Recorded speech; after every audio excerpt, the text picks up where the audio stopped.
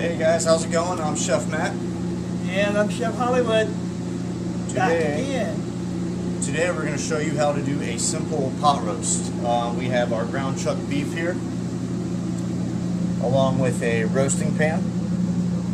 You'll need a large saute pan to sear the meat and veggies off, and of course we have your seasonings there with a couple bay leaves. We'll show you what to do with them. We've got potato, onion, pepper, and carrot. And then of course our beef stock. So I went ahead and already added 1 cup of warm water to our beef stock to kind of let this do its thing, and we'll add more liquid to it as we go. So to start, Chef Hollywood is going to show you what to do with the beef. Alright, just because you see fat on it, do not cut it off. It's going to be part of your liquid. It's going to melt down into your au jus. So what we're going to do is basically we're going to cut down the middle. And if you notice, you'll see the good caramelization where the fat's running through. Then what we're going to do for easier cooking and braising, we're going to cut it. We'll make 8 chunks out of this one, so big. Alright, then what we're going to wait, while we're waiting on our pan to get hot, we're going to throw our 2 bay leaves that we have. Just throw them in your roasting pan. Then we're just going to season up our meat.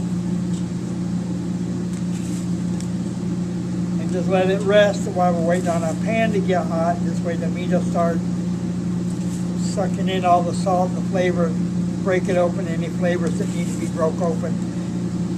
I know you only got a few vegetables when we gave you this. If you have extra potatoes and carrots you want to add, feel free to add. And I'll turn it over to Chef Matt while we're waiting on this. So first off, we're going to take our potato. You can skin this or peel it if you'd like. I generally don't. All the nutrients of the vegetables stay in the skin, so I like to leave the skin of the potato on. Simply just going to cut it in half. That way you have a flat surface. Flat surface down. You're going to cut it in half again. Cut it in half again. And then you're just going to make chunks.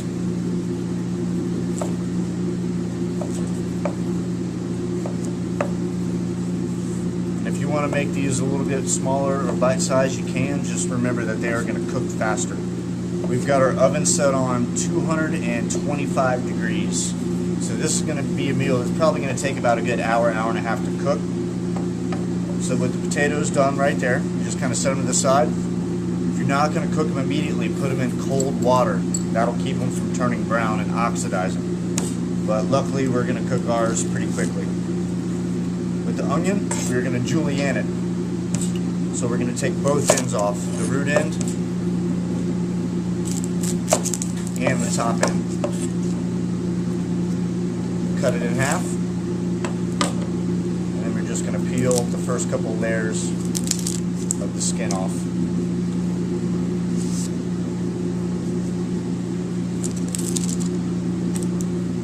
And from that point, take your knife, curl your fingers, make sure you have a good grip on it, and just go down the onion long ways.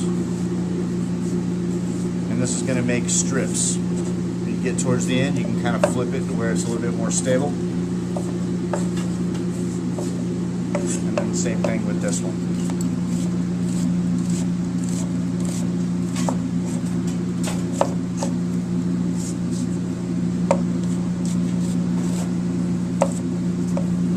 And then there's our onion.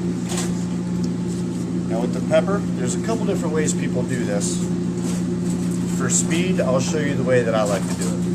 I like to lay the onion on the side. You take your knife and you make an incision, and then you slowly roll your knife all the way around the pepper.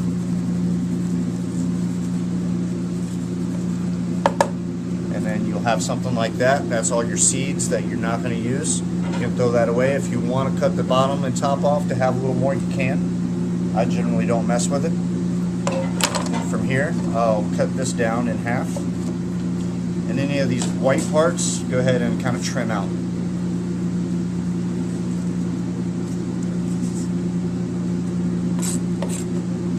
From there, you'll flip it over. And again, this is a julienne cut.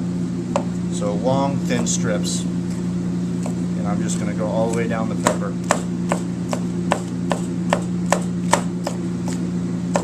If the skin is a little tough and you're having a hard time cutting through it, you can flip the pepper over and it'll be much easier to cut from this side if the skin's tough.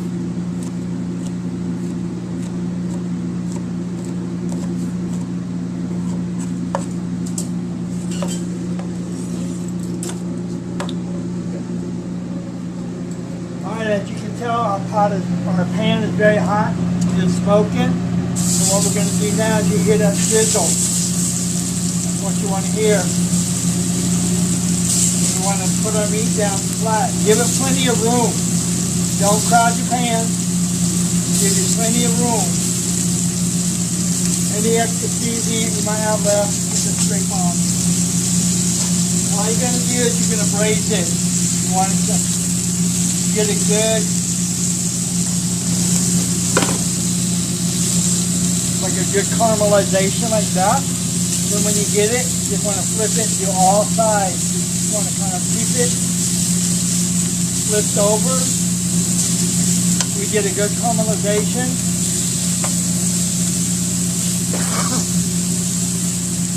We're going to flip it, and then what we'll do is we'll flip it again on the sides like this. That way we get a good caramelization all the way around. Then when we're done, we're going to add it to the roasting pan.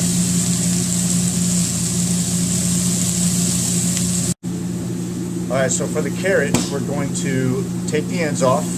Now carrots are really tricky because they're kind of tough to cut. So as you can see, I've already skinned this carrot. So if you have one of these at home, peeler, basically just peel it like that. If you don't have one, just wash it really good. This skin's not going to hurt you. So what I'm going to do in this case is I'm going to go ahead and make large chunks with the carrot. Since it's such a big carrot, normally I would cut it down the sides and things like that, but in this case I'm just going to go ahead and cut big circles.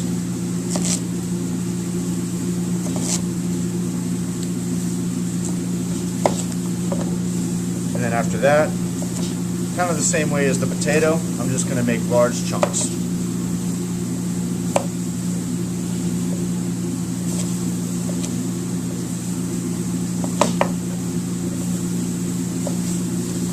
Some chefs call this the mirepoix cut, and so it's really like a rough chop. There's no rhyme or reason to it. The carrots are going to be a lot of the body in the stew, just with the potatoes. Just go down one by one very carefully. Cut these into bite-sized pieces.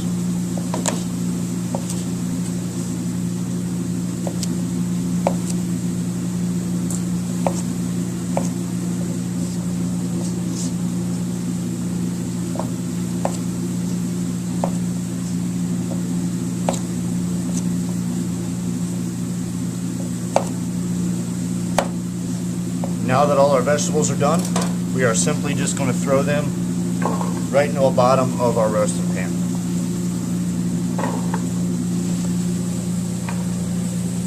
Our potatoes.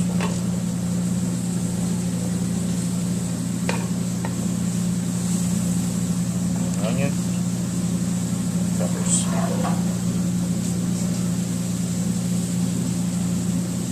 It's very important you season everything along the way, so we'll take some of our leftover seasoning that we didn't use on our beef, and we're going to go ahead and season the vegetables up. And do notice we did throw the bay leaves in there. When this is finished, you cannot eat these. You have to take them out. So just kind of toss them in there, but make sure you don't break them up because you can't eat them. Now our seasoning's done. We're going to bring the meat over. And you see our meat is very seared on all the way around, caramelized. So now we're going to add our meat. Like I said, remember, you got plenty of room in each pan. If you're using a bigger one, so you really just want to crowd it. If you have extra, like some of you guys like the herb garden, if you got some thyme, rosemary, oregano, even more basil or whatever, you can throw fresh herbs in there. Will not hurt it at all. Yep, it'll actually enhance a lot of the flavors. So with our beef stock here, we did 1 cup to get all the stuff off the bottom. We're going to go ahead and add that in there.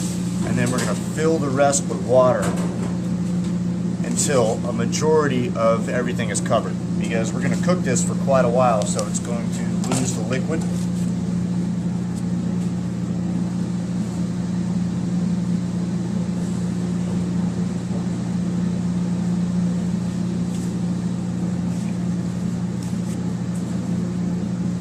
So we'll go ahead and add a little more water to it, and that's about what you want right there. That's going to be a nice braise. So don't cover the meat completely, but get it about halfway up. Most of your roasters will have a lid. So what you're gonna do is you're gonna throw the lid on it, pick it up, throw it in the oven. We got our oven set on 225. The longer you cook this, the better it's going to turn out. This is a meal that you can start early in the day.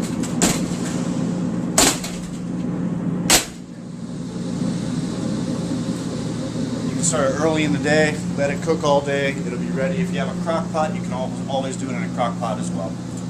But we'll see you in about an hour and a half, show you how it turned out. Awesome, so we have cooked this for about an hour and a half. What you want, if you want to let this go a little bit longer, if you want more tender meat, keep it in there as long as you want to, until the meat basically falls apart. You're going to take the bay leaves out and throw them away. And then for plate up, you're going to go ahead and just kind of scoot the bottom. Get some nice potatoes, carrots, a little bit of everything in there.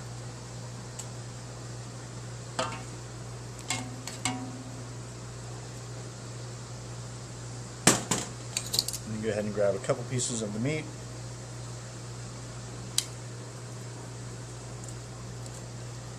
Put it on top. If you have some fresh herbs or anything like that, like parsley, oregano, thyme, you can add this on the top as well, make it look a little bit more pretty.